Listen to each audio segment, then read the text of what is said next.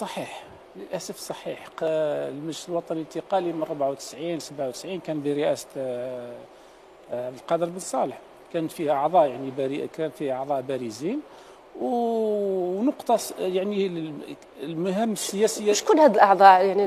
دوك نجيك المهام السياسيه تاعو ممكن كانت صعبه مع الحرب، يعني الحرب يعني بين قدموا ما عليهم في هما شرعوا قانون انه ياخذوا اجرتهم بعد 3 سنوات عمل مدى الحياه.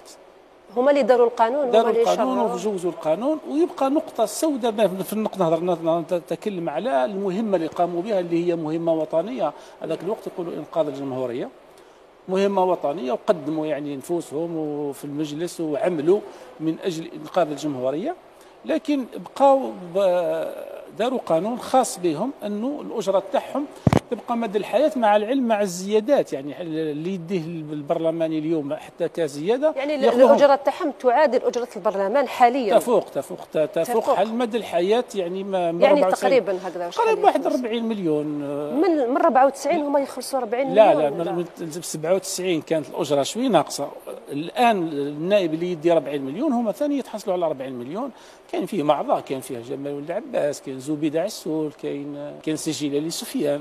القائمة مش سر، في الجريدة الرصافة اكتبوا في الانترنت اعضاء المجلس الوطني الانتقالي تخرج القائمه كامله، ماهوش سر هذا ولا نمد فيه. وانت متاكد انه مازال يتلقاو رواتبهم؟ نعم ومستفيدين منذ 97 يعني منذ 97 الى غايه يومنا هذا، وعندهم بطاقات نائب سابق، ويستفيدوا من حتى الخدمات اللي يقدمها المجلس الشعبي الوطني بصفتهم النواب السابقين، والى يومنا هذا ومعروفين.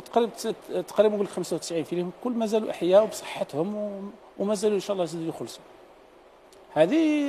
هذه مش سر يجبدوا. اي واحد درك يشوف فينا يدخل الانترنت يكتب اعضاء المجلس الوطني الانتقالي، يلقاو برئاسه السيد عبد القادر بن صالح من 94 ل 97، والاعضاء اسما اللي يحبوا يطالعوا عليهم يتفضلوا.